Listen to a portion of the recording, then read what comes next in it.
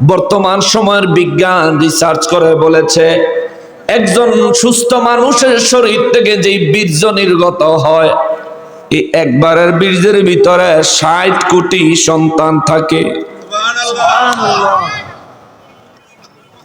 এত আস্তে কইলেন, জোরে বলেন না সুবহানাল্লাহ। বাংলাদেশের মানুষের জনসংখ্যা হলো 18 কোটি। একজন পিতার শরীর থেকে একবারে আমার আল্লাহ নুতফার মাধ্যমে যে পরিমাণের সন্তান বাবার শরীর থেকে আল্লাহ বের করে নেয়, এদের সংখ্যা হলো ৬০ কোটি। সর্বনিম্ন ৪ কোটি, কমপক্ষে 12 কোটি যেই বাবার শরীরের বীর্যের মধ্যে না থাকে, এটার এখন শুক্রাণু ডিম্বাণু। কমপক্ষে 12 কোটি যদি না থাকে, আমার রব্বুল ইজ্জতের হাবিব রাহমাতুল লিল আলামিনের কথা মোবারক গবেষণা করে চিকিৎসা বিজ্ঞান রিসার্চ করে বলেছে, কোন বাবার শরীরের নুতফার মধ্যে যদি 12 কোটি শুক্রাণু না থাকে, ওই বাবা কখনো সন্তান জন্ম দিতে পারে না। তার মানে বোঝা যায় আমাকে জন্ম দেওয়ার সময়, আপনাকে জন্ম দেওয়ার সময় আপনার আমার মা বাবার শরীর মোবারক থেকে যেই নুতফা মোবারক আল্লাহ বের করে নিলেন, ওই নুতফার মধ্যে কমপক্ষে 12 কোটি শুক্রাণু ছিল। ওই 12 কোটি শুক্রাণুর মধ্য থেকে আল্লাহ আমি গুনাহগারে বাছাই কইরা আমারে আমার মায়ের গর্ভে জায়গা দিছে। জোরে কোন আল্লাহু আকবার, আল্লাহু আকবার। এই ক্ষমতার কারণেই রে, এই ক্ষমতার কারণেই রব্বুল ইজ্জত 12 কোটির মধ্য থেকে বাছাই করে আমার মতো একটা মানুষ বানাইছেন, যে সময় আমার কোনো অস্তিত্ব ছিল না। আল্লাহ আমার নবী রাহমাতুল লিল আলামিনকে বলেন, নবী গো, যারা আখিরাত অস্বীকার করে তাদের সৃষ্টির কথা বলেন, তারা কি ছিল? তারা কিছুই ছিল না, তাদের কোনো ক্ষমতা ছিল না, কোনো পাওয়ার ছিল না। আল্লাহ কয় ওয়া কুতুম আমওয়াতা, আর তোমরা ছিলা অস্তিত্বহীন, অস্তিত্বহীন। রব্বুল ইজ্জত বলেন ফাআহইয়াকুম, মা বাবার বৈধ হালাল সম্পর্কের মাধ্যমে আমি রব্বুল আলামিন তোমাদেরকে জীবন্ত মানুষ বানাইলাম, জিন্দা করলাম। কারণ শরীর থেকে, মায়ের গর্ভ থেকে, বাবার শরীর থেকে যেই নুতফা বের হয়ে যায়, এই নুতফা বীর্য কি নড়াচড়া করে? কথা কয় না, এটার কি কোনো ক্ষমতা আছে? নড়তে পারে? যেখানে থাকে, যেখানে পড়ে সেখানেই পড়ে থাকে, তার কোনো ক্ষমতা নাই। আল্লাহ ওইটারে কয় ওয়াকুনতুম আমওয়াতা, তোমরা ছিলা মৃত, অর্থাৎ অস্তিত্বহীন, কোনো অস্তিত্ব ছিল না। ফাআহইয়াকুম, 12 কোটির মধ্য থেকে বাছাই করে আমি আল্লাহ তোরে তোর মায়ের জরাইতে প্রবেশ করাইছি। আমি আল্লাহ তোরে জিন্দা করেছি। 40 দিন পর্যন্ত ওই জায়গায় তোরে আমি রক্তের পিণ্ড বানাইছি। পরের 40 দিনে আমি আল্লাহ গোশতের টুকরা বানাইছি। পরের 40 দিনে গোশতের ভিতরে হাড্ডি বানায় দিছি। এরপরে আমি আল্লাহ আস্তে আস্তে ক্রমান্বয়ে তোরে বড় করেছি, আস্তে আস্তে তোরে ক্রমান্বয়ে বড় করেছি, বড় করেছি। রব্বুল ইজ্জত কয় সুম্মা ইউমিতুকুম, তোরে আমি আল্লাহ তোর মায়ের গর্ভ থেকে দুনিয়াতে আগমন করার সুযোগ দিলাম। দুনিয়াতে আসলি মায়ের এমন একটা জায়গা দিয়া, যেই জায়গাতে আসার পথ অত্যন্ত সংকীর্ণ, ছোট। আল্লাহ কয় তোমার মতো একটা জলজ্যান্ত জীবন্ত সন্তান, যে সন্তানটা মায়ের গর্ভ থেকে যখন জমিনে আসে, আমাদের শরীরের হাড্ডিগুলো কি শক্ত থাকে না নরম? নরম।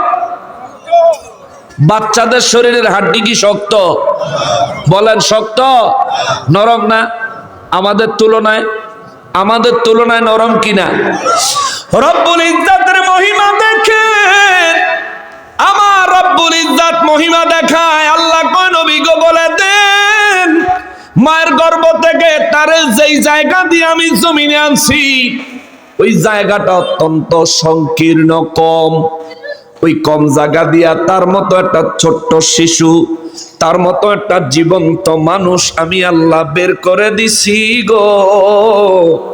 তখন তার শরীরও নরম, হাড্ডিগুলোও নরম, তার একটা হাড্ডিও ভাঙতে দেই নাই, তার শরীরের চামড়ার কোনো জায়গায় আঘাতপ্রাপ্ত হইতে দেই নাই। আমি রব্বুল ইজ্জাত তারা সুস্থভাবে বের করে জমিনে এনেছি। জোরে বলেন আল্লাহু আকবার। আমাদেরকে আমার রব্বুল ইজ্জাত জমিনে পাঠাইলেন। মক্কার কাফের বেঈমানদেরকে বলেন, যারা আখিরাত বিশ্বাস করে না তাদেরকে বলে, আমার আল্লাহ কয় ওয়া কুনতুম আমওয়াতা, তোমাদের কোনো অস্তিত্বই ছিল না, ফাআহিয়াকুম, আমি আল্লাহ তোমাদেরকে অস্তিত্ব দিলাম, জীবিত করলাম, সুম্মা ইউমিতুকুম, জমিনে আসার পরে আল্লাহ কয় তোমারে শিশু থেকে কিশোর বানাইলাম, কিশোর থেকে যুবক বানাইলাম, যুবক থেকে প্রাপ্তবয়স্ক বানাইলাম, প্রাপ্তবয়স্ক বানায়া ধীরে ধীরে তোমার বয়স সম্পূর্ণ করলাম। তোমার যে হায়াতের বাজেট দেয়া হয়েছিল ওই বাজেট আমি আল্লাহ সম্পন্ন করলাম। রব্বুল ইজ্জাত বলেন ওই বাজেট সম্পন্ন করার পরে সুম্মা ইউমিতুকুম, আমি আল্লাহ তোমাদেরকে মৃত্যু দেই, মৃত্যু দেই, মৃত্যু দেই, সুম্মা ইউহয়িকুম। এইবার আল্লাহ নিজের চ্যালেঞ্জের কথা কয়, বিশ্ববাসীরা রে, একটা বার আকল খাটাইয়া দেখ, একটা বার আকল খাটাইয়া দেখ, তোর কোন অস্তিত্বই ছিল না, আমি আল্লাহ তোরে জীবন্ত একটা মানুষ বানাইছি, আমি তোরে হায়াত দিছি, দুনিয়ায় বাঁচায় রাখছি, আমি তোরে মৃত্যু দিছি, আমি যে আল্লাহ শূন্য থেকে তোরে একজন মানুষ বানাইতে পারছি, আমি ওই রব্বুল আলামিন সুম্মা ইউহয়িকুম, অতঃপর তোরে কবর থেকে জিন্দা করে হাসরে নিয়ে আসবো। আল্লাহু আকবার। সুম্মা ইলাইহি তুরজাউন।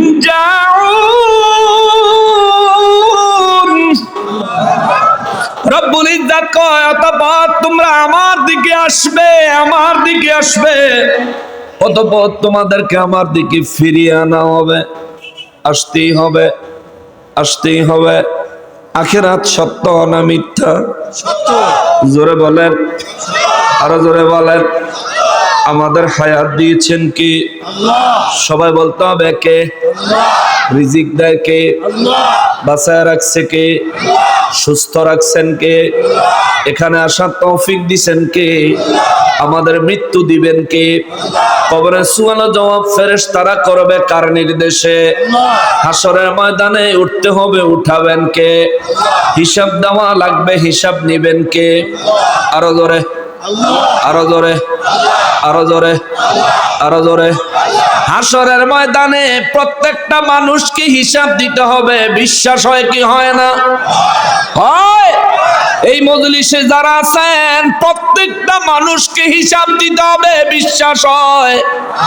হয়। বলেন বিশ্বাস হয়? প্রত্যেকটা মানুষকেই হিসাব দিতে হবে, হাসরের ময়দানে দাঁড়াতে হবে, রব্বুল ইজ্জাত একজন একজন করে বান্দার কাছ থেকে হিসাব নিবে।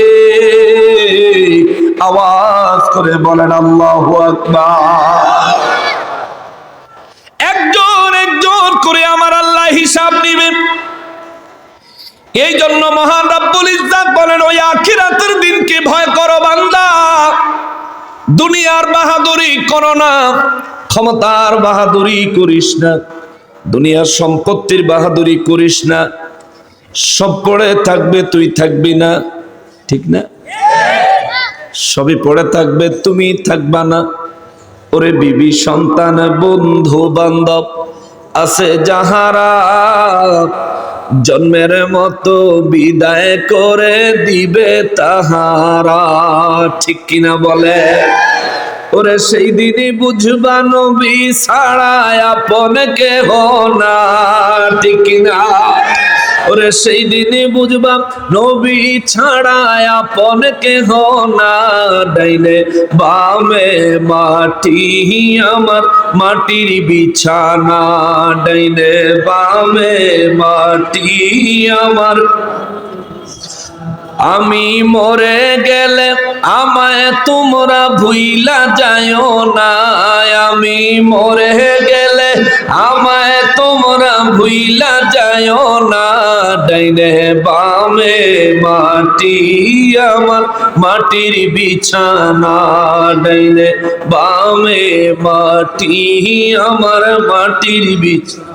ঠিক কিনা বলেন মুসলমানের? আরে রব্বুল ইজ্জত বলেন, নবী গো বিশ্ববাসীকে বলে দেন গো নবীজি, তাদের কোনো অস্তিত্ব ছিল না, তাদেরকে অস্তিত্ব দিছি আমি আল্লাহ। হাসরের ময়দানে হাজির হতে হবে, হিসাব দেওয়া লাগবে। এই জন্য আমার আল্লাহ সূরা আলে ইমরানের 114 নম্বর আয়াতে কারিমার মধ্যে সুন্দর করে আল্লাহ বর্ণনা দিয়েছেন। এ মুসলমান, তার আগে জিজ্ঞাসা করি, বলেন আখিরাতের উপর আমাদের ঈমান আছে না নাই? জোরে বলেন আছে না নাই? জোরে বলেন আছে না নাই? আখিরাতের উপর আমরা ঈমান রাখার কারণে আমাদের লাভ না ক্ষতি? জোরে বলেন, আরো জোরে বলেন। দলিল লয়ে যান, কেমন লাভ? দলিল নিয়ে যান, কেমন লাভ? মহান রব্বুল আলামিন 1450 বছর আগে সূরা আলে ইমরানে 114 নম্বর আয়াতে কারিমায় বলে গেছেন আপনার কথা। আল্লাহু আকবার। বুঝছেন? কোরআন শরীফ তো পড়েন না, পড়েন না তো। এটা যদি পড়তেন, দেখতেন আপনারা আল্লাহ কত কথা বলছেন, তিনি যে কত মহান, তিনি যে কত মহান, বুঝতে পারতেন। সূরা আল ইমরানের 114 নম্বর আয়াতে কারিমায় আমার রব্বুল ইজ্জত বলেন, নবী গো বিশ্ববাসীকে বলেন তারা যেন আখিরাতের উপর ঈমান আনে। যদি তারা ঈমান আনে তাদের লাভ আছে, ফায়দা আছে। সাহাবায়ে কেরাম বলেন, ইয়া রাসূলুল্লাহ কেমন ফায়দা? আল্লাহ কয়, হুজুর তেলাওয়াত করে শোনায়া দেন। বিসমিল্লাহির রহমানির রহিম। يؤمنون بالله واليوم الآخر ويأمرون بالمعروف وينهون عن المنكر ويسارعون في الخيرات وأولئك من الصالحين।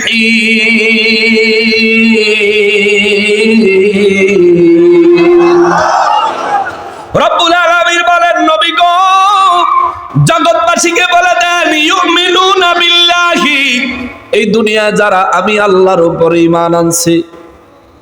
কার উপর? আল্লাহ কয়জন? আল্লাহ কয়জন? আল্লাহর কোন সন্তান আছে? আল্লাহর কোন বিবি আছে? মানুষের মতো আল্লাহর কোন জিনসিয়াত আছে? আল্লাহ কাউকে জন্ম দেয় না, আল্লাহ কারো থেকে জন্ম নেয় না। আল্লাহ রব্বুল ইজ্জত কারো মুখাপেক্ষী না। মানুষের মতো মহান রব্বুল ইজ্জতের কোনো প্রয়োজন নাই, মানবীয় কোনো প্রয়োজন নাই। তিনি আমার আল্লাহ, যিনি এক, তিনি অদ্বিতীয়, তার মতো আর কেউ নাই, আল্লাহর মতো আর কেউ নাই, আল্লাহর সাথে কোনো শরীক নাই। এই কথার উপর আমাদের ঈমান আছে না না? জোরে বলেন আছে না না? ঈমান আছে, এই কথাটাও অনেক মানুষ মুখ খুলে বলে না। চিন্তা করে দেখছেন? মুসলমান তারা মুসলমান, আল্লাহ এক, এই কথার উপর আমাদের ঈমান আছে। দেখেন তো, জবানটা যে বন্ধ করে রাখলেন, ফেরেশতা তো লেখছে, ফেরেশতা লেখছে যে আমাদের ঈমান আছে না নাই। এই স্বীকৃতি দেওয়ার সময় আপনি চুপ করে আছিলেন। হাসরের ময়দান আল্লাহ জিগাইব, ঈমান আছে নি রে? জি আল্লাহ আছে। তবে তোর আমলনামার দিয়ে তুই মুখ খোলস নাই।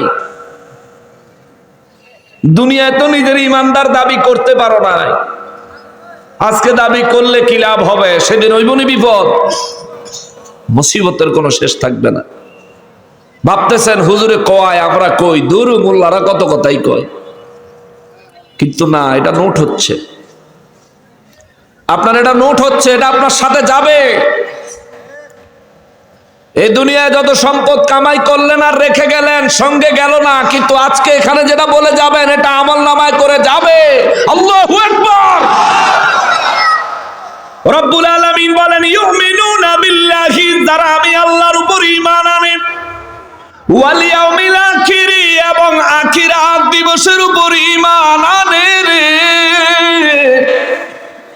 আল্লাহ বলেন ওয়ায়ামুরুনা বিল মারুফ।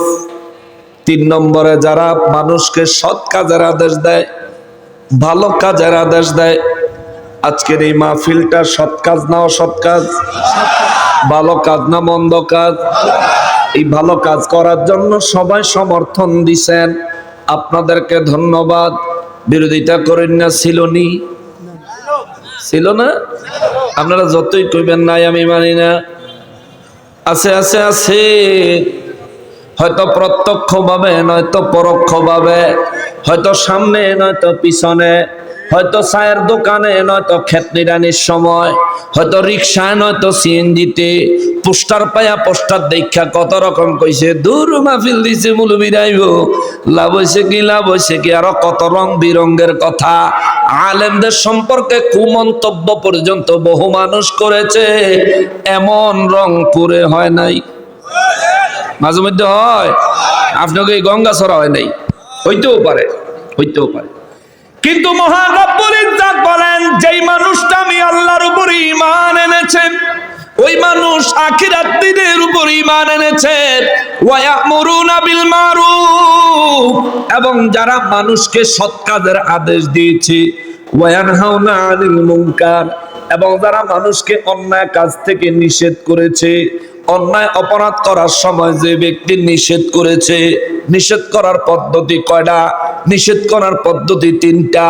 নবী বলেন, ডাইরেক্ট হাত দ্বারা পরিবর্তন করে দাও, নয়তোবা মুখ দিয়া পরিবর্তন করার কথা বলো। ওইটা বলার ক্ষমতা যদি তোমার না থাকে রে, আমার নবী বলেন ওই মন্দ কাজটাকে তুমি ঘৃণা করো। ওই মানুষটার সাথে মহাব্বতের সম্পর্ক তৈরি করে ওই মানুষটার থেকে ওই ঘৃণাজনক, অপমানজনক, অন্যায়জনক কাজ থেকে ওই মানুষকে ফিরায় আনার চেষ্টা করো। নবী বলছেন এই 3 ভাবে প্রতিবাদ কর। 3 ভাবে আল্লাহ কয় ওয়ায়ামুরুনা বিল মারুফ, যে ব্যক্তি সৎ কাজের আদেশ দেয়, ওয়ায়ানহাউনা আনিল মুনকার, এবং যে ব্যক্তি অন্যায় কাজ থেকে মানুষকে ফিরায় রাখার চেষ্টা করে, বাধা দেয়। এরপরে নবী কয় ওয়ায়ুসারিউনা ফিল খায়রাত, এবং যেই মানুষগুলো নেক কাজ করার জন্য আগে আগে দৌড়ায়া হাজির হইয়া যায়। আল্লাহু আকবার। আজকে এখানে নেক কাজ হয়েছে, রাত গভীর হয়ে গেছে, দৌড়ে এসেছেন, আবার অনেকে দৌড়ে যায়ও, ঠিক না? আল্লাহ কিন্তু যাওয়ার কথা কয় নাই, আল্লাহ আসার কথা বলেছে। ওয়ায়ুসারিউনা ফিল খায়রাত, আল্লাহু আকবার। আল্লাহ কয় যারা সৎ কাজ করার জন্য, ভালো কাজ করার জন্য, নেক কাজ করার জন্য যারা দৌড়ায়া দৌড়ায়া গমন করেছে, সর্বপ্রথম আল্লাহর উপর ঈমান, দ্বিতীয়ত আখিরাত দিনের উপর ঈমান, তৃতীয়ত সৎ কাজের আদেশ, 4 নম্বরে অসৎ কাজের নিষেধ, 5 নম্বরে নেক কাজ, নেক আমলের জন্য আগে আগে হাজির হওয়া, আগে আগে উপস্থিত হওয়া, নেক কাজ আগে আগে করে ফেলা। আল্লাহ কয় এই ধরনের 5টা স্বভাব যেই মানুষের মধ্যে আছে গো নবীজি, ওই মানুষগুলোর জন্য আমি আল্লাহর দরবারে একটা লকব আছে, ওই মানুষগুলার একটা মর্যাদা হয়, ওই মানুষগুলার একটা অবস্থান হয়, ওই মানুষগুলা আমি আল্লাহর দরবারে একটা পদ পায়, পদ পায়, পদ। আওয়ামী লীগের পদ আছে, বিএনপির পদ আছে, মসজিদ কমিটির পদ আছে, স্কুল কমিটির পদ আছে, মাদ্রাসা কমিটিতেও পদ আছে। আল্লাহ কয় আমার দরবারেও পদ আছে। যদি পদ পাইতে হয় 5টা কাজ তোমার করা লাগবে। আল্লাহর উপর ঈমান, আখিরাতের উপর পরিপূর্ণ ঈমান, সৎ কাজের আদেশ, অসৎ কাজে নিষেধ, এবং নেক কাজে সবার আগে উপস্থিত হওয়া। এই 5 স্বভাব, 5 অভ্যাস যার ভিতরে আছে রে, আমার আল্লাহ কয় ওয়াউলাইকা ওয়াউলাইকা মিনাস সালিহিন। আল্লাহ কয় এই মানুষগুলি আমি আল্লাহর দরবারে সালেহ পদ প্রাপ্ত হয়। আল্লাহু আকবার। সালেহ, সৎ কাজ করনেওয়ালা, সৎ কাজ করনেওয়ালা, ভালো কাজ করনেওয়ালা, তাদেরকে বলে আল্লাহ, তাদের মর্যাদা হয় সালেহ। আমার দরবারে তারা হয় সালেহ। এবার আমি একটা কথা কম, সবাই জবান খুলে বলবেন আলহামদুলিল্লাহ। আমি বললে সবাই আমার সাথে জবাব দিন, আল্লাহর উপর ঈমান আমাদের আছে না নাই? আখিরাতের উপর সৎ কাজের আদেশ আমরা দেইনি, খুব কম। কিন্তু আজকের থেকে অভ্যাস করেন, প্রতিদিন দিবেন। আল্লাহ আমাদেরকে কবুল করুক, সব সময় মানুষকে সৎ কাজের আদেশ দেওয়ার তৌফিক দান করুক। সবাই পড়েন আমিন। আর মানুষকে অন্যায় কাজ থেকে বিরত রাখার জন্য আজকে থেকে আমরা প্রাণপণে চেষ্টা করব। আল্লাহ রাব্বুল আলামিন আমাদেরকে তৌফিক দেন, জোরে কোন আমিন। ওয়াদা করলেন? ওয়াদা করলেন? চোখের সামনে অন্যায় হলে বাধা দিবেন? বাধা দিবেন? বলেন বাধা দিবেন? সমাজটাই সুন্দর হয়ে যাবে। থানা লাগতো না, পুলিশ লাগতো না, আমার সমাজ আমি সুন্দর করে ফেলতে পারি যদি আল্লাহর বিধান মতো জীবন সাজাইতে পারি। ঠিক কিনা বলে? শুধু শুধু ঝগড়া ফাসাদ। আজকে থেকে ওয়াদা করেন মুসলমান, আজকে থেকে ওয়াদা করেন, অন্যায় কাজ দেখলে বাধা দিব। আল্লাহ আমাদেরকে তৌফিক দান করেন, জোরে বলেন আমিন। ওই কোনা দিয়া কইতাছে আমি বাধা দিলে মানলে না, কইতাছে যদি না মানে, আরে মানলো কি না মানলো আপনার দেখার বিষয় না। আল্লাহ কইছে বাধা দিতে, আপনি বাধা দিলেই হক আদায় হয়ে যাবে। আপনি বাধা দিলে ওই ব্যক্তি মানলেও সই, না মানলেও সই, সে মানুক বা না মানুক তাতে আপনার কোনো ক্ষতি নাই। কিন্তু রব্বুল ইজ্জত কয় তুমি বাধা দেওয়ার কারণে ওয়া উলাইকা মিনাস সলিহিন, আমি আল্লাহর দরবারে তুমি সলেহ বান্দা হয়ে যাইবা। জোরে কোন সুবহানাল্লাহ। তাইলে এই মুহূর্তে আমরা যে ওয়াদাগুলি করলাম, এই ওয়াদা মোতাবেক আল্লাহ পাকের নির্দেশনা অনুযায়ী আমরা সবাই সলেহ বান্দা। আলহামদুলিল্লাহ, সলেহ বান্দা। এখন প্রশ্ন হলো, হুজুর যদি 5 কাজ করি আমরা কি পাবো? লকব তো পাইলাম, খালি লকব দিয়ে কিনবো। লকব তো পাইলাম, খালি পদ পাই লইল, পদের পরে ফজিলতটা কি? আমার রব্বুল ইজ্জত বান্দাকে কখনো ঠকায় নাই, আমার রব্বুল ইজ্জত মানুষকে কখনো ঠকান নাই। আমার আল্লাহ সব সময় আমাদের প্রতি দয়াবান, আমার আল্লাহ সব সময় আমাদের প্রতি দয়াবান, আমার আল্লাহ সব সময় আমাদের প্রতি দয়াবান। হয়তোবা আপনি বুঝতেছেন না, কিন্তু আপনি সুস্থ আছেন, এটা আল্লাহর দয়া। আপনি সুস্থভাবে অক্সিজেন নিচ্ছেন, এটা আল্লাহর দয়া।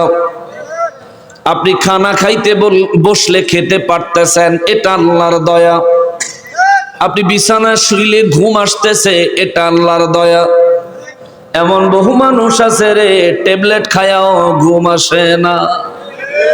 আছে না নাই? জোরে বলেন আছে না নাই? ওই মানুষের চোখে ঘুম নাই, আর আমি বালিশে মাথা লাগাইতে দেরি হয়, আল্লাহ আমারে ঘুম দিতে দেরি হয় না। অথচ আমি হলাম ওই মানুষ, যে মানুষটা এশার নামাজও পড়ি নাই।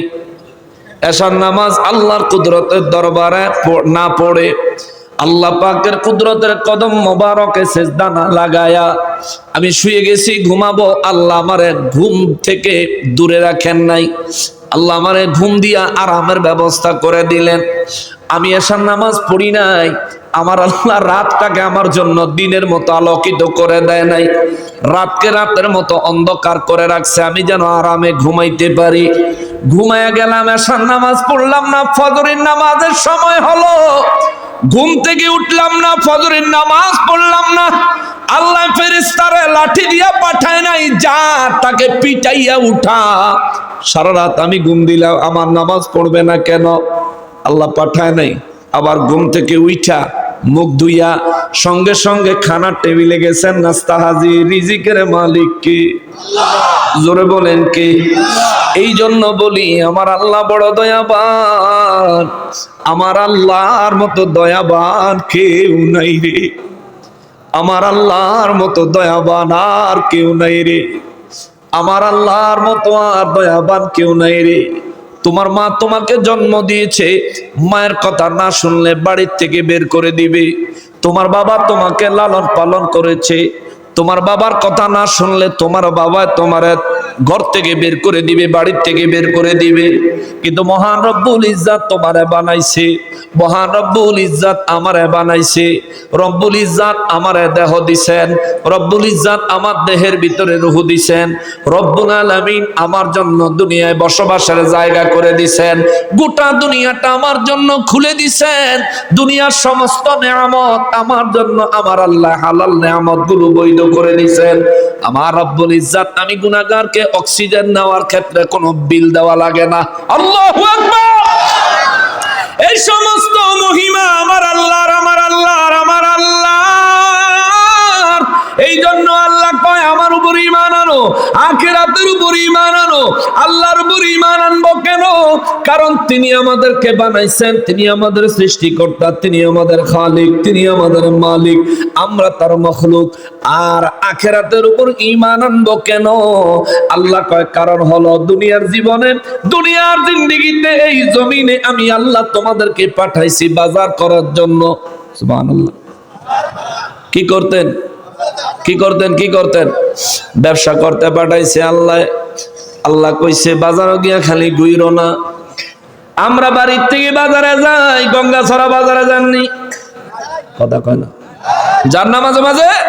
গঙ্গাছড়া বাজারে কি থাকনের লেগে যান? বলেন থাকার জন্য যান? প্রয়োজন হয়েছে কিছু জিনিস আনতে হবে, জিনিস কিনছি, বাড়িতে চলে আইছি। আরে হাইটে হাইটে দেরি এবার দেখে অটোত করে আইছি, ঠিক কিনা বলেন? অর্থাৎ আমার গন্তব্যস্থল হলো বাড়ি, কিছু জিনিস লাগবে, বাজারে গেছি, থাকনের লেগে যাই নাই, কেনা হইছে, অটোতে চলে আসলাম। আল্লাহ কয় বান্দারে দুনিয়াটা তোর জন্য আমি আল্লাহর পক্ষ থেকে এরকম একটা বাজার পাঠাইছি, আখিরাতের বাজার কইরা আয়। যেই বাজার আমার কাছে জমা দিবি আমি তোরে তার বিনিময়ে জান্নাত দিয়ে দিব। এখন আমরা এই বাজারের খবর নাই, এই বাজারের খবর নাই। আমরা যে দুনিয়াতে আসছি, মৌতের কথা সারাদিন একবারও মনে হয় না। আমরা মনে করি এই জীবনই বুঝি জীবন। আমরা ভুলেই যাই যে আমাদের একদিন মৃত্যুবরণ করতে হবে। আমরা ভুলেই যাই আল্লাহ রাব্বুল ইজ্জাতের সামনে আমাদেরকে হিসাব দিতে হবে, ঠিক কিনা বলে? এটা আমরা ভুলে গেছি। যদি মনে থাকতো কখনোই কারো উপর জুলুম করতাম, জুলুম করতাম, কিন্তু জুলুম করতে একবারও চিন্তা করি না।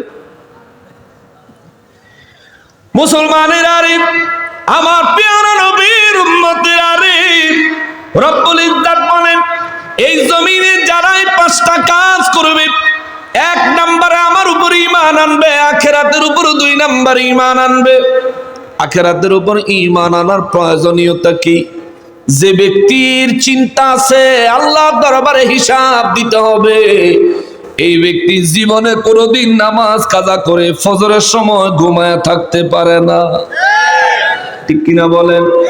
কারণ আমার নূর নবী রাহমাতুল লিল আলামিন বলেছেন আউয়ালু মা ইউহাসাবু বিহিল আবদু ইয়াউমাল কিয়ামাতিস সালাহ। উম্মত রে, হাসরের ময়দানে আমার রব্বুল ইজ্জাত আমার উম্মতের কাছ থেকে সর্বপ্রথম নামাজের হিসাব নেবে, নামাজের হিসাব দিবে। আমার নামাজের হিসাব আমার থেকে আল্লাহ পার্সোনালি নিব। আল্লাহ জিজ্ঞেস করবো বান্দা একটু মনোযোগ দেন বাবা, আমাকে যেমন জিজ্ঞেস করবে আপনাকেও জিজ্ঞেস করবে, আমারে আলাদাভাবে জিগাইবো, আপনারাও আলাদাভাবে জিগাইবো।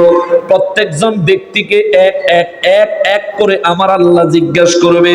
কোন প্রেসিডেন্টের প্রেসিডেন্টগিরি সেদিন চলবে না, রাষ্ট্রপতির রাষ্ট্রপতিগিরি সেদিন চলবে না, প্রেসিডেন্ট পররাষ্ট্র মন্ত্রণালয়ের মন্ত্রীর মন্ত্রিত্ব সেদিন চলবে না, সেদিন কোন নেতার নেতাগিরি চলবে না। সেদিন ওই আল্লাহ পাকের হাসরের ময়দানে কেউ যদি নেতাগিরি করে থাকে, সেই দিনকার নেতাগিরি হবে ওলি আল্লাহদের। চূড়ান্ত ফয়সালা উম্মতকে করে দিতে যিনি পারবেন তিনি আমার নবী রাহমাতুল লিল আলামিন। কথা বলেন ঠিক কিনা? নূর নবী রাহমাতুল লিল আলামিন বলেন হাসরের ময়দানে আল্লাহ জিজ্ঞেস করবে আমাকে, আমার দিয়া দেখাই, আপনাকেও জিজ্ঞেস আমাকে বলবে হাসানুর রহমান হুসাইন, লাব্বাইক ইয়া রাব্বাল আলামিন। যে জমিনে বসবাস করেছ জমিনের মালিক কে? আমি বলবো আল্লাহ আপনি। জিজ্ঞেস করবে যে দেহ নিয়ে চলাফেরা করেছ দেহের মালিক কে? আমিও বলবো আল্লাহ আপনি। দেহের ভিতরে যে রূহ দিয়া তোমার দেহকে শক্তিশালী করেছিলাম ওই রূহের মালিক কে? আমিও বলবো রব্বুল আলামিন আপনি। দুনিয়ায় তুমি যে অক্সিজেন গ্রহণ করে বেঁচেছিলা ওই অক্সিজেনের মালিক কে? আমিও সেদিন বলবো আল্লাহ আপনি। আপনি দিয়েছেন। আল্লাহ বলবেন দুনিয়ায় বেঁচে থাকার জন্য যে রিজিক আমি তোমারে দিছিলাম এই রিজিকের মালিক কে? আমিও সেদিন বলবো আল্লাহ আপনি। আপনি আমার রিজিকের ব্যবস্থা করেছেন। রব্বুল ইজ্জত সেদিন বলবে জমিন আমার, তোর দেহ আমার, তোর রূহ আমার, তোর নিঃশ্বাসের অক্সিজেন আমার, তুই দুনিয়ায় বেঁচে থাকার রিজিক আমার, তাইলে তুই নামাজ পড়লি না কেন? আমার কাছে এই প্রশ্নের কোনো জবাব নাই। আপনাদের কাছে আসেনি? বলেন আসেনি? বলেন আসেনি? এই প্রশ্নের জবাব আমাদের কাছে থাকার দরকার আছে না নাই? তাহলে নামাজ পড়বেননি? পড়বেননি? পড়বেননি? নামাজ আপনি নিজের জন্য পড়েন, এটা আপনার নিজের দরকার। দুনিয়ায় আড্ডা দিয়া সময় কাটাইছেন, এই সময়ের কারণে আপনি ধরাও খায়া যাইতে পারেন, কিন্তু নামাজ পড়ে সময় কাটাইছেন। আমার নবী রাহমাতুল্লিল আলামিন বলেন নামাজীদেরকে আমার আল্লাহ নামাজের জায়গাগুলি নূরানি করে হাসরের ময়দানে উঠাবে। আল্লাহু আকবার।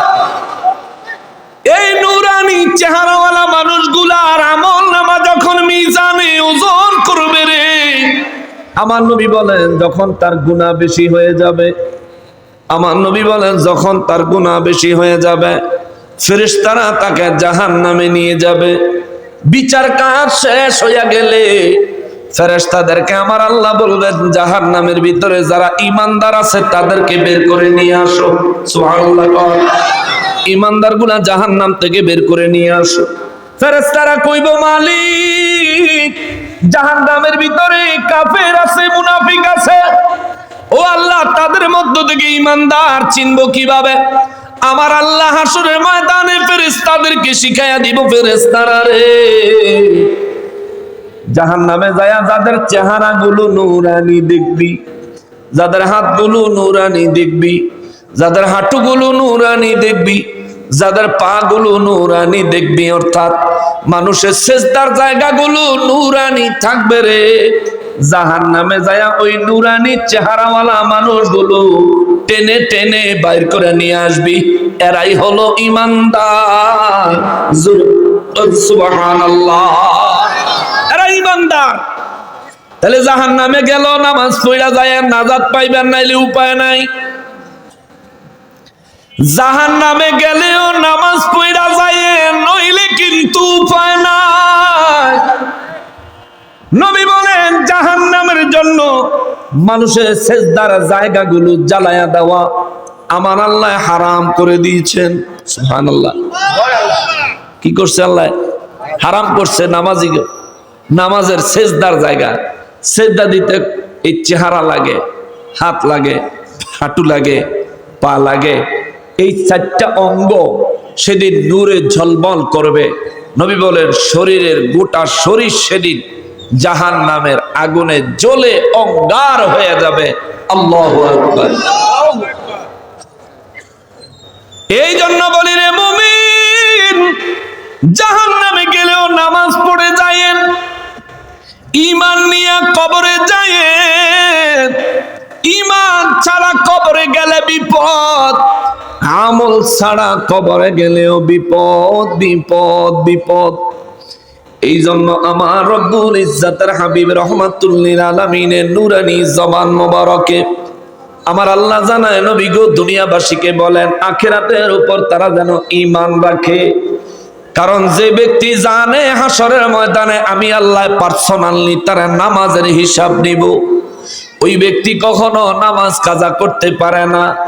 নবী বলেন, যে ব্যক্তির নামাজের হিসাব কঠিন হয়ে যাবে, যে ব্যক্তি নামাজের হিসাবে আমার আল্লাহর দরবারে ধরা খেয়া যাবে, আমার নবী রাহমাতুল্লিল আলামিন বলেন, ওই ব্যক্তির আর উপায় নাই রে, তারা রক্ষা করবে আর কোনো মানুষ নাই রে। তার পরবর্তী আমলগুলো আমার আল্লাহ আলহামদুলিল্লাহ, তার পরবর্তী আমলের হিসাবগুলি আমার আল্লাহ কঠিন করে দিবে। আর যে ব্যক্তির নামাজের হিসাব সহজ হয়ে যাবে, ওই ব্যক্তির পরবর্তী হিসাবগুলি আমার আল্লাহ সহজ করে দিবে। সুবহানাল্লাহ।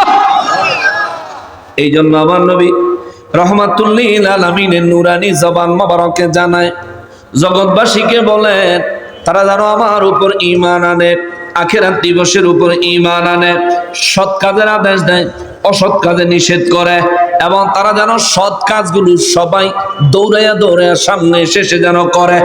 আল্লাহ কয়, এগুলো যদি করে তাদের লকব হবে সালিহিন, তাদের লকব হবে সালিহিন, কিন্তু তাদের ফায়দা কি, ফজিলত কি, তারা কি পাবে? আল্লাহ কয়, বিসমিল্লাহির রহমানির রহিম, ওয়া মা ইয়াফআলু মিন খায়রিন ফালান ইউকফারু। আল্লাহ কয়, এই পাঁচটা বিষয়ে যারা সতর্ক থাকবে, এই মানুষগুলো দুনিয়ায় যে কোনো নেক কাজ করবে, প্রত্যেকটা নেক কাজ নোট করে রাখা হবে, কোন একটা নেক আমলকেও অস্বীকার করা হবে না। জোরে বলেন আল্লাহু আকবার। একটা নেক আমল আল্লাহ অস্বীকার করতো না। আল্লাহ কয়, যে ব্যক্তির চরিত্রে ঈমান আছে আমি আল্লাহর উপর, আখিরাতের উপর, নেক সৎ কাজের আদেশ দেওয়ার অভ্যাস, অসৎ কাজে বাধা দেওয়ার অভ্যাস, এবং নেক কাজ সবার আগে দৌড়ে দৌড়ে করার অভ্যাস, এই পাঁচটা অভ্যাস যার মধ্যে আছে, এই ব্যক্তি যে কোনো নেক আমল করবে, কোনো নেক আমল অস্বীকার করা হবে না। যদি এই ব্যক্তি অধিক পরিমাণে নেক আমল করে, নবীজি বলেন, এই ব্যক্তির আস্তে আস্তে পদোন্নতি হয়, এই ব্যক্তির আস্তে আস্তে পদোন্নতি হয়। কেমন? আল্লাহ কয়, আল্লাহু আলিমুম বিল মুত্তাকিন।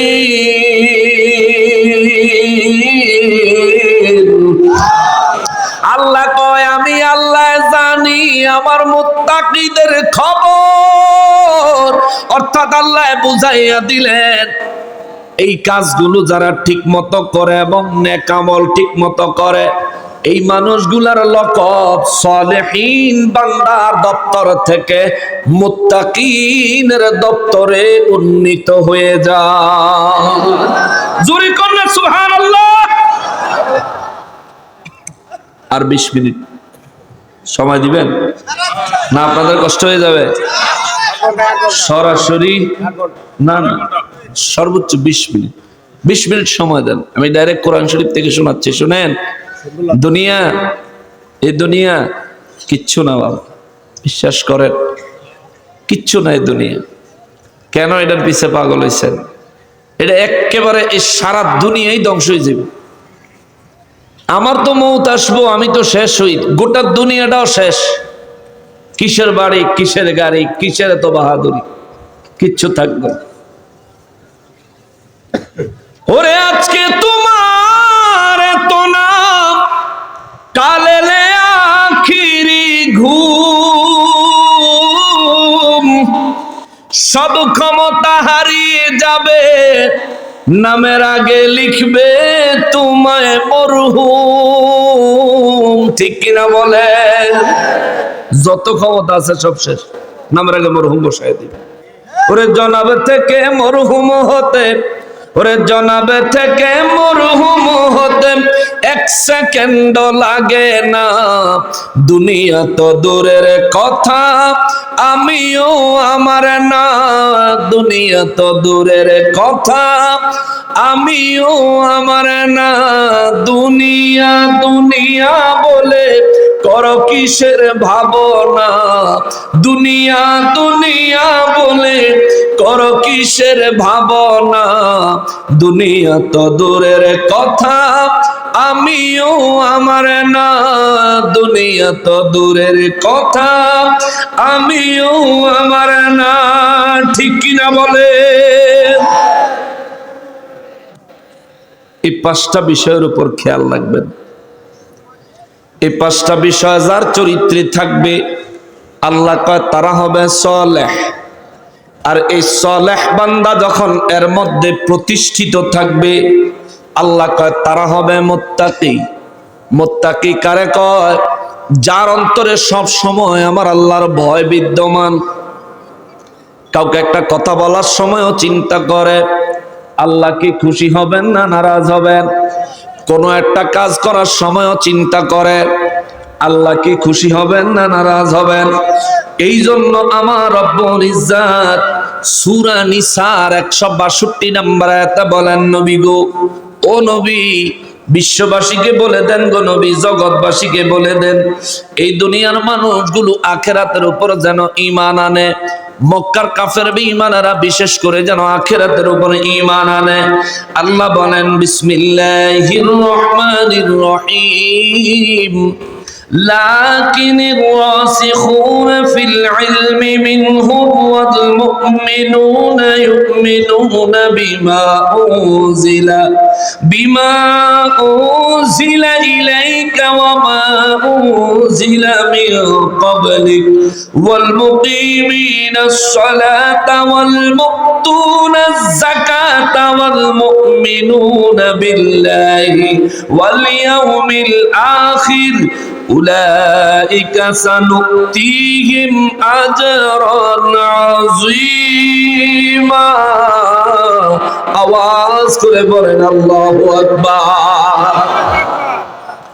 রব্বুল আলামিন বলেন, নবী গো, ও নবী, ও রাহমাতুল লিল আলামিন, এই পাঁচটা কাজ কারা করবে তাদের দৃষ্টান্ত, তাদের উপমা আমি আল্লাহ বিশ্ববাসীকে জানায় দিই, তারা যেন তাদেরকে দেখলে চিনতে পারে।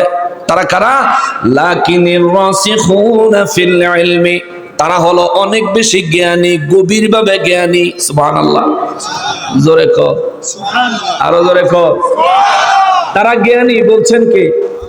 জোরে কর কে?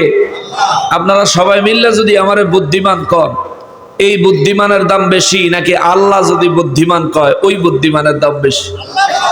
আল্লাহ যে বুদ্ধিমান বললেন এই বুদ্ধিমানের দাম বেশি না?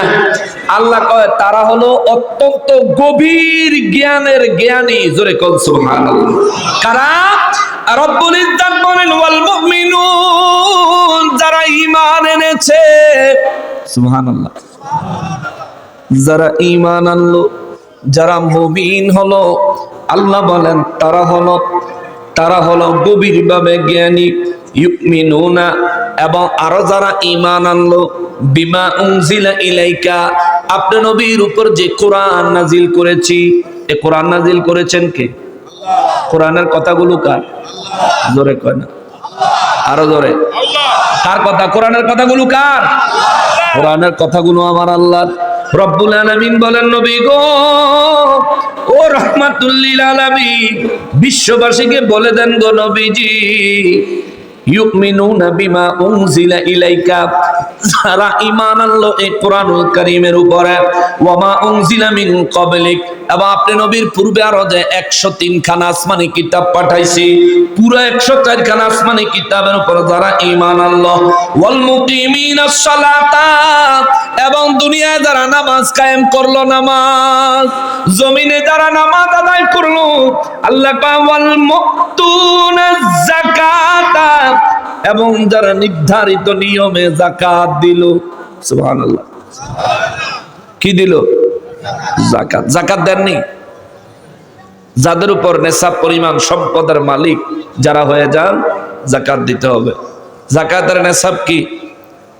52.5 ভরি রূপার মূল্যের টাকা, অথবা 52.5 ভরি রূপা যদি আপনার ঘরে থাকে, এইটার যদি 1 বছর আপনার কাছে মালিকানা থাকে, আজকে আপনি 52.5 ভরি রূপার মূল্যের টাকার মালিক হইছেন, এটা আপনাকে লিখে রাখতে হবে। আগামী বছর এই দিন হিসাব করতে হবে যে আপনি ওই 52.5 ভরি রূপার মূল্যের সমপরিমাণ অর্থের মালিক আছেননি। তার চাইতে যদি কইমা যায় তাহলে জাকাত দেওয়া লাগতো না, আর যদি সমান থাকে কিংবা বেড়ে যায় শতকরা 2.5 টাকা জাকাত দিতে হবে। আমাদের দেশে একটা টেন্ডেন্সি শুরু হয়ে গেছে, সামনে রমজান মাস আইতেছে, রমজান আইলেই শুধু জাকাত দেয়, সারা বছর আর জাকাত দেওয়ার খবর থাকে না।